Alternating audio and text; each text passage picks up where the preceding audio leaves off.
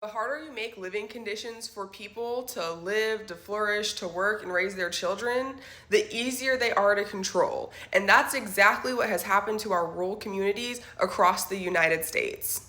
And to understand why things look the way they do in rural communities, we have to take it back, all the way back to literally the 1600s. All right, because it's almost November, right? We finna be talking about the Pilgrims coming over on the Mayflower, and how cute did they make that story sound when we are going through grade school, right? But here's the reality of what was going on in England at the time.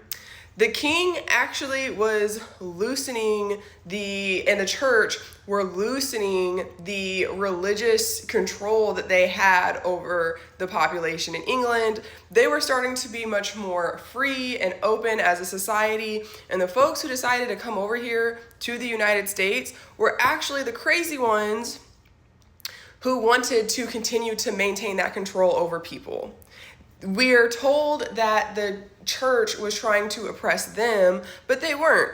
They were a bunch of white folks who were crying about not getting their way. Sound familiar? Sound familiar? So they came over here and they decimated Native American populations, spreading disease, using their guns to their advantage to kill off massive amounts of Native American populations. And as the 13 colonies were built, so was this puritanical mindset built into the foundation of our country. We know, of course, at the same time, they're introducing the chattel slavery system into the United States, and pretty much we got white folks ruining everything for everybody.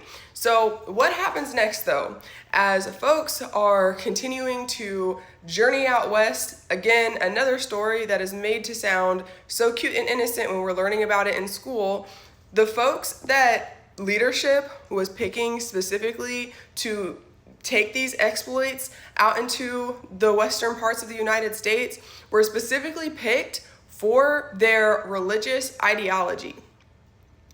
These were people who leadership knew were going to continue spreading this very strict and Puritan view of the world so that they would be able to continue maintaining control over the population, even as it spread thousands and thousands and thousands of miles across the West. Now, it's all very interesting because, of course, we know that what really built the West was prostitution, but we wouldn't want that read alongside our Bibles. That will be for another day. So anyway, as we're getting into the creation of these rural communities, we have to understand who were the first people to go into these lands as Native Americans were being removed. Because again, you have to understand the horrors that Native Americans faced by the white folks who were coming in, and you have to understand what kind of a person and what kind of a mindset it would take to be able to just do that comfortably. One picture that always gets me is that picture of the man standing next to that pile of buffalo, and that has to be the most sinister, ungodly thing that someone can just do and be okay with and tell themselves that this is what God wanted.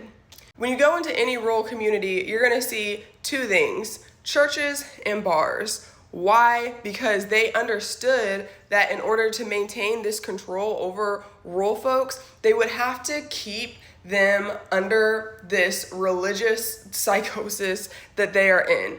Rural folks live a very hard life on purpose because the Puritans said that the more you struggled, the closer you were to God. So they believed that asking for help or receiving any kind of assistance was ungodly, and they wanted to prioritize getting into heaven over their own earthly well-being.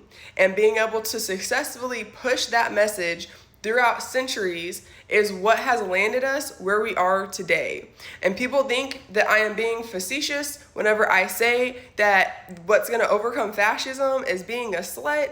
No, I'm not, because we have to push against these strict puritanical guidelines of what our world should look like. We have to reject the idea that earthly suffering is what is necessary to get into an afterlife, especially considering the fact that Not everyone believes in the same afterlife, if any afterlife at all, and if our country was truly meant to be built on a separation of church and state, then not everyone should have to believe that. However, that is where the lie comes in. They never meant for there to be a separation of church and state. They only wanted there to be a separation from what they believed a church should be and the state that they were leaving. Now, I said there were two things in rural communities. We talked about churches. Let's talk about bars next. Because if you remove any sort of fun from life, again, it's really easy to control people. It's also really easy to control a drunk population. And while there are some religious sects of Christianity that abhor drinking, there are also some, particularly in the Midwest, that are very much okay with drinking. I come from a Catholic family. Them folks be drinking. And when you look at modern day, when you look at a lot of poor rural communities, not only do they have a lot of bars, they also have a lot of liquor stores. I mentioned to a friend one day about wishing that I could drive through somewhere and get a fountain drink, and they said, "Do you mean like going through the drive-through at McDonald's?" No. And then I realized what I was talking about was a drive-through liquor store, and they looked at me like I was crazy. "What do you mean you have a drive-through liquor store?" Yes, all of the towns in the community that I was raised in Southern Illinois has a drive-through liquor store.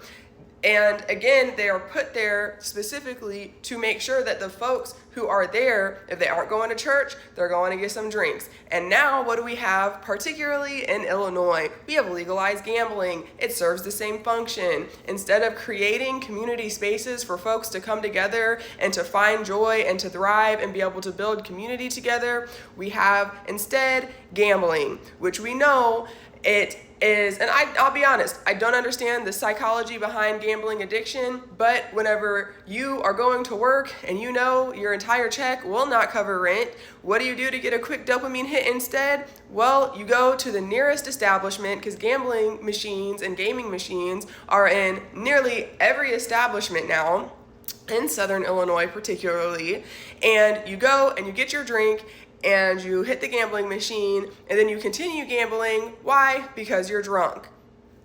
Along with gambling and alcohol, we also now have legalized cannabis. And we have to stop and think, why would they now, after all this time, legalize cannabis? Do you think it's because they believed us when we talked about the fact that decriminalization is actually better for communities? No, it's because they also know that having a population that is under the influence and heavily under the influence is more likely to be controlled and to fall in line with the fascism. So now you have communities that have access to gambling, alcohol, and cannabis. And this is not a video to talk about the pros and cons or whether they should or should not be legalized. This is a video that is talking about how these three things are used in line with religious control to control communities and populations and allow fascism to grow and flourish.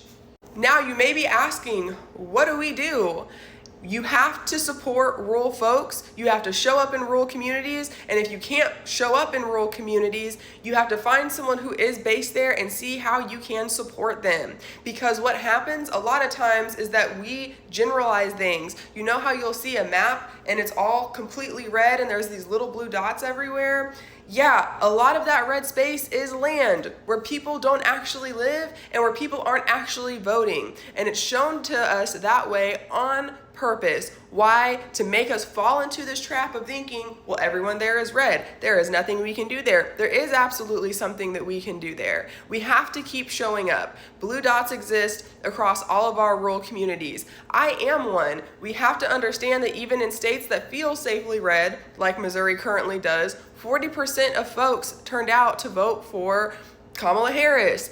There is still hope, and once we lose out on that hope, they win, because that's what they want. They want us demoralized. They want us thinking that there's nothing that we can do. And there absolutely is, and we absolutely should. Rural folks deserve it.